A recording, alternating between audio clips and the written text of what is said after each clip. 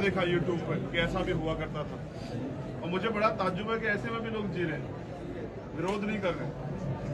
जितेंद्र इसलिए नहीं हमारे बीच से चला गया कि वो इस पे चुप था, वो इस पे मुखर था और वो इसके विरोध में खड़ा हो रहा था, इसलिए उसकी जान गई। लेकिन क्या हम और किसी जितेंद्र को खोना चाहते हैं?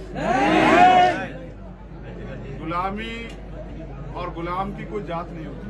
गुलाम होता है, उसका एक ही धर्म होता है, गुलामी का।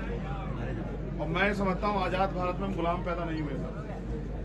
तो जो लोग इस तरह की वो रखते हैं, उनमें से कुछ लोग जहाँ भी होंगे, मैं उनसे भी कह रहा हूँ, इंसान बनो भाई, इंसान बनो, जानवर मत बनो ना।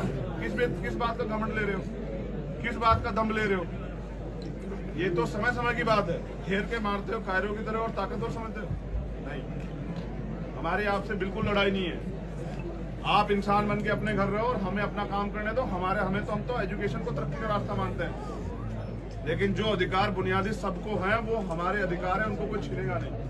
और मेरी आपसे वादा है, ये जो हजारों साल से यहाँ परंपराएं चली आ रही है, जिनको हमने पुराने उसमें किताबों में कुप्रथाओं के रूप में पढ़ा, ये 1 साल के अंदर ना कटी तो मैं जीवन में काम करना बंद करके घर बैठ जाऊंगा। मेरी बात को आप याद रखना।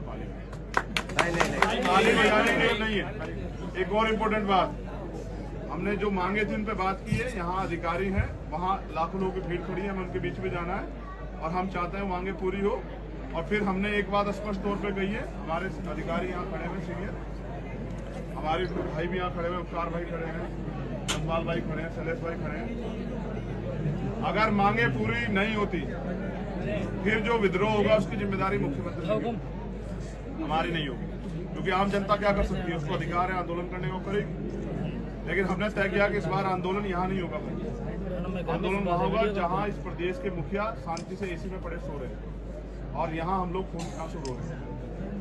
अगर वो चुपचाप बैठ पड़ के सोएंगे तो हम भी यहाँ नहीं धूम में होंगे, फिर हम उनके दरवाजे तोड़ के ना उनके यहाँ घुसेंगे। इस बार आंदोलन जयपुर में होगा और जो समय अभी हमें मिल जाएगा वो हम चाचा जी तक पहुँचा देंगे, भैया तक पहुँचा देंगे। और वैसे उपकार यहीं रहेंगे, अभी वो नहीं है, इतना वहां से पहुंचेंगे उपकार वहीं रहेंगे, अब इनको बताएंगे। मेरी आपसे अपील, अगर ऐसे रहोगे ना सर, टूट जाओगे, ऐसे हो जाओ।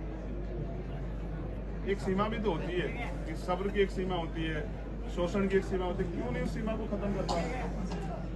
सबसे बड़ी कमजोरी डर है, उस डर को निकाल दो। ऐसे इकट्ठे होकर देखो एक बात,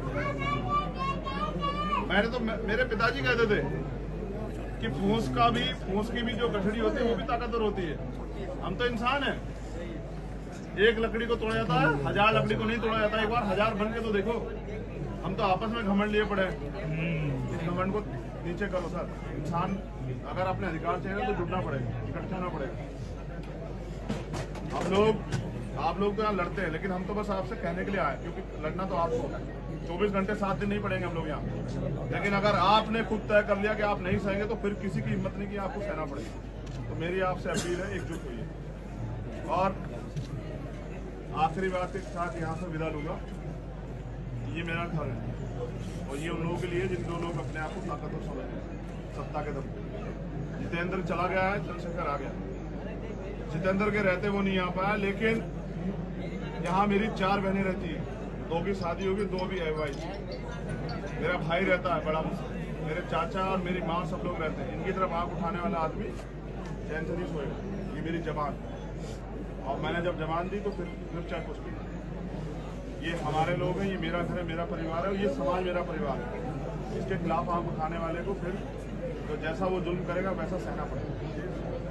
धन्यवाद। और मैं चाहने की चाहता हूँ, अभी ये मूछों की जिम्मेदारी